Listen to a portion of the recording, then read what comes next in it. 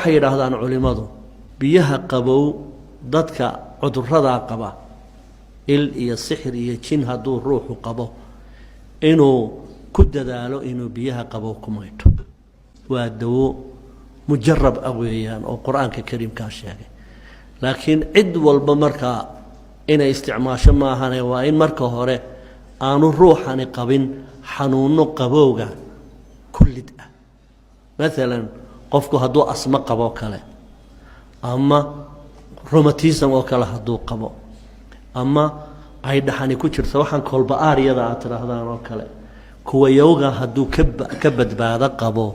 dariiqa ugu sahlan ee lagu la dagaalamo isha iyo jinka iyo sixirka waa biyaha qabow oo lagu maydho waxna laga cabo hadii biyo qabow aroorta hore aad ku maydhato oo duhurkii ku maydhato oo habeenkii ku maydhato biyo qabow way aad